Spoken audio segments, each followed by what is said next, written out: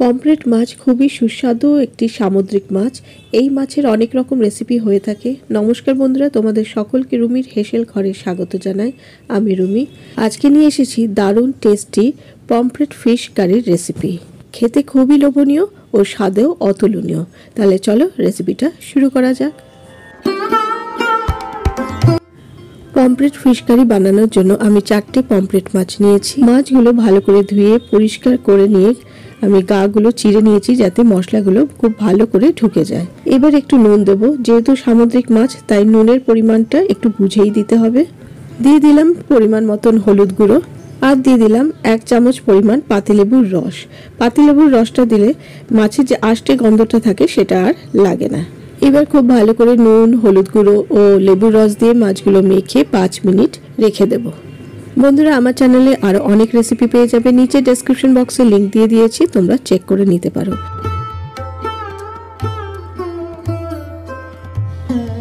এইবার মাছটা যতক্ষণ ম্যারিনেট হচ্ছে আমি একটা বাটির মধ্যে দিয়ে দিলাম 1/2 চামচ হলুদ গুঁড়ো, 1/2 চামচ জিরে গুঁড়ো, 1/2 চামচ ধনে গুঁড়ো, সামান্য ঝালের জন্য দিয়ে দিলাম 1/2 চামচেরও একটু কম লাল লঙ্কা গুঁড়ো, আর রঙের জন্য দিয়ে দিয়েছি 1/2 চামচ পরিমাণ কাশ্মীরি লাল লঙ্কা গুঁড়ো। এবার সামান্য জল দিয়ে এই মশলাগুলোকে গুলিয়ে রেখে দেবো। এবার 5 মিনিট পর ফিরে এলাম। কড়াইতে দিয়ে দিলাম বড় চামচের 2 চামচ সাদা তেল। রান্নাটা আমি সাদা তেলেই করব। এবার তেল ভালো করে গরম হয়ে যাওয়ার পর এই ম্যারিনেট করা মাছগুলো কড়াইয়ের মধ্যে দিয়ে দেবো।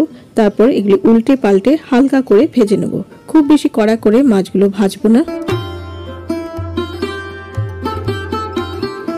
এবার বাকি দুটো মাছগুলো আবার একইভাবে ভেজে নেব।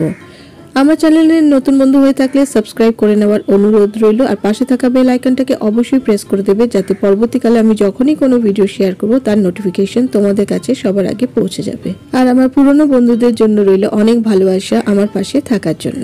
সমস্ত মাছগুলো ভাজা হয়ে যাওয়ার পর এবারে অন্য পাত্রে মাছগুলোকে তুলে রাখবো। এবার ওই মাছ ভাজা তেলের মধ্যে আমি বড় চামচের 1 চামচ সাদা তেল দিয়ে দিয়েছি। তেলটা গরম হয়ে যাওয়ার পর এবার দিয়ে দিলাম একটা শুকনো লঙ্কা, আর দিয়ে দিলাম 1/4 চামচ কালো সর্ষে। 15 থেকে 20 সেকেন্ড ফোড়নটা একটু ভেজে নেওয়ার পর এবার দিয়ে দিচ্ছি এর মধ্যে কয়েকটা কারি পাতা।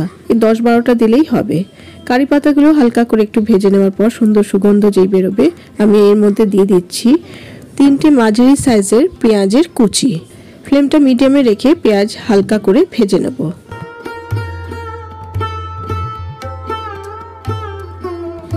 পেঁয়াজ হালকা করে ভাজা হয়ে গেছে। এবার এর মধ্যে দিয়ে দিচ্ছি 1 চা চামচ পরিমাণ আদা বাটা আর 1 চা চামচ পরিমাণ রসুন বাটা।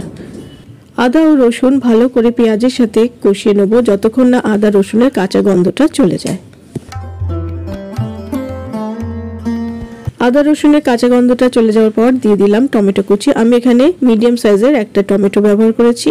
টমেটোটাকেও হালকা করে একটু ভেজে নেব। দিয়ে দিলাম সামান্য পরিমাণে নুন।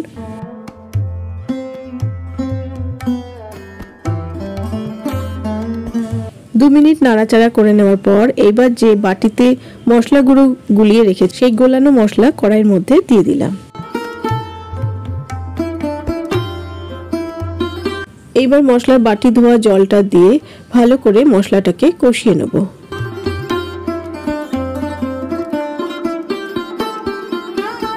মশলাটা ভালো করে কষানো হয়ে গেছে, তেল ছেড়ে এসছে। এইবারে আমি এর মধ্যে দিয়ে দিলাম 1/2 কাপ পরিমাণ গরম জল। জলটা 2 মিনিট ফুটিয়ে নেওয়ার পর এইবারে ভেজে রাখা পমফ্রেট মাছগুলো কড়াইয়ের মধ্যে দিয়ে দেব। এই পমফ্রেট মাছের ফিশ কারিটা মাছগুলোকে হালকা ভেজে নিয়েই আমি রান্নাটা করছি। এটা তোমরা চাইলে কাঁচা মাছও রান্না করে দিতে পারো। এবার ভাজা মাছগুলো মিনিট 5 ফুটিয়ে নেব ঢাকা দিয়ে। 5 মিনিট পর ঢাকাটা খুলে দিলাম। এবার মাছগুলোকে উল্টিয়ে দেব।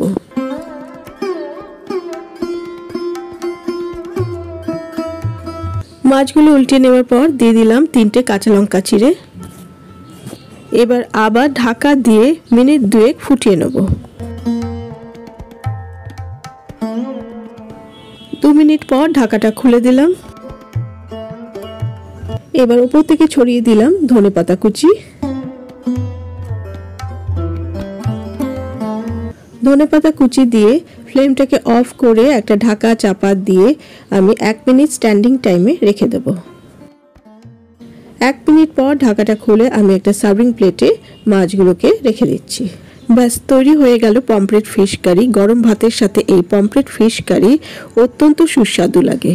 আশা করি আমার আজকের এই পমফ্রেট ফিশ কারি রেসিপি তোমাদের ভালো লেগেছে। তোমরা যদি এইভাবে বানিয়ে না থাকো একবার এইভাবে ট্রাই করো, আশা করি তোমাদের সকলেরই ভালো লাগবে।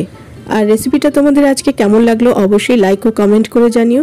আজকে তাহলে এই পর্যন্ত। আমি আবারও হাজির হয়ে যাব আমার হেসেল ঘরের খবর নিয়ে। তোমরা সবাই ভালো থেকো, সুস্থ থেকো। টাটা।